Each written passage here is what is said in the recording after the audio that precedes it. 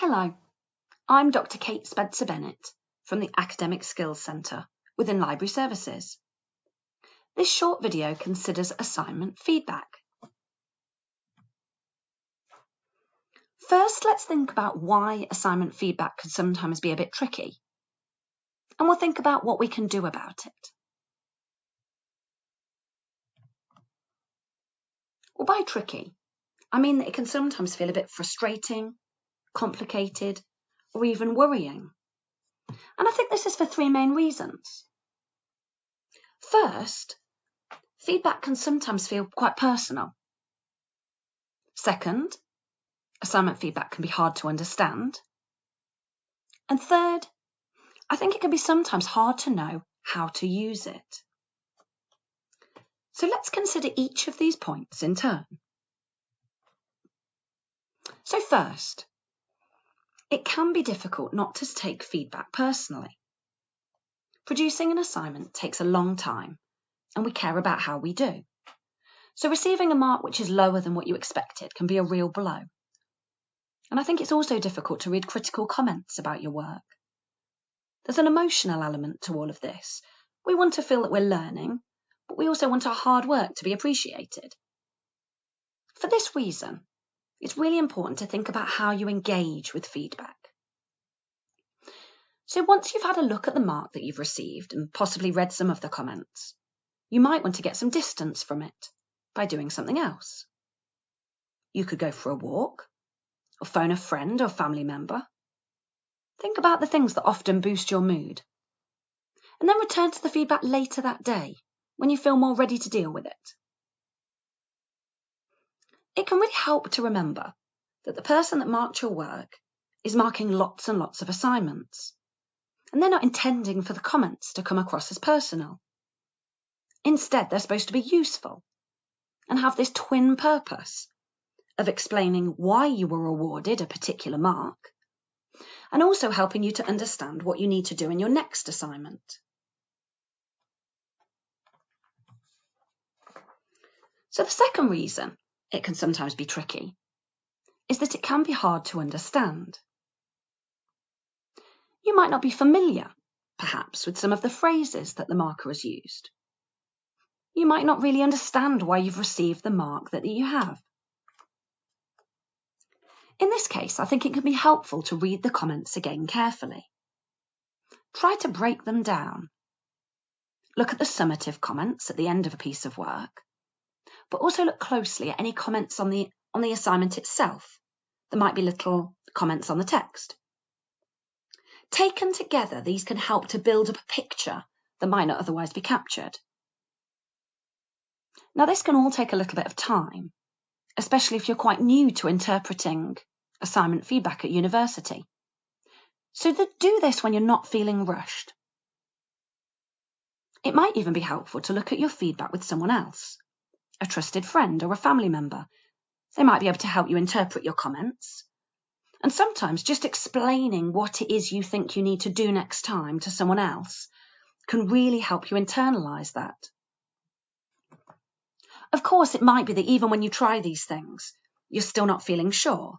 You might need to seek clarification, in which case attending an office hour for your tutor could be helpful. And for this to be a really productive meeting, take along a note of your queries. The third reason that I think assignment feedback can sometimes be a bit tricky is it can be hard to know how to use it. So how can you draw on the comments that you've been given to help you improve your next essay? How will you use what's been said to try and do even better next time? Well, you might be familiar with the idea of formative assignments. These are assignments where you receive some feedback on your work in the form of advice on how to improve for the summative assignment, the assignment that might count towards your grade. And with these kind of activities, you can check that you're on the right track early on in the process. Now, in an ideal world, you'll see all of your assignments as formative. So even if the next piece of work that you've got to do is very different to the piece that you've just done, There'll still be lessons that you can take from it. And I think to really make this the case, you've got to think about how you engage with the feedback that you've been given. So you might want to make some notes. Try to untangle what's been said and group the comments. Do they have to do with your presentation? Maybe there are lots of comments about the structure of the essay, or about the argument and how it builds. What are the areas that you think that you need to work on? And once you've done this, you can start to identify priorities and think about some positive actions that you can take. So if you realise that you need to work on referencing, you might decide that you're going to look at Cite Them Right online. If you need to improve your writing and the structure of your work, you could look at our Academic Skills Gateway. We have lots of resources to support you. If you're not already familiar with the marking criteria for your assignment, then get hold of this and study your feedback alongside this criteria.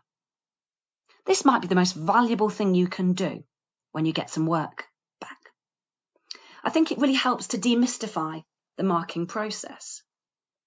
Now, ideally, next time, you'll actually study the marking criteria as you draft your work, rather than kind of once you receive the feedback. But I think both can be useful. So let's, for example, imagine that you've just been given an essay back and you're reading your comments on the essay. You might notice that the person that's marked your work has talked about the reading that you've done. So if you look at the marking criteria, you might see that for a particular mark, you are required to read widely. So that's the kind of descriptor. It says that you need to read widely. So you might have read a range of texts from the course reading list. So you've met this criteria. You've done that. So why not have a look at the next band of marks? It might ask there that you go beyond this course reading list and do some independent reading. That might be the descriptor there. So you'd be exploring elsewhere. Well, if this is the case, you might decide that for your next assignment, you'll explore the library catalogue. Find it at BHAM. And that would help you identify some relevant reading, which kind of goes beyond what you've been given. I think looking at the marking criteria in this way can help you better understand what it is that you're judged on and how to improve your work.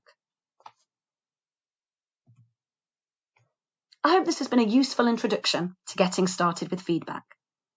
For more support with this and other aspects of academic study, visit our ASC intranet and explore the Academic Skills Gateway. Thank you.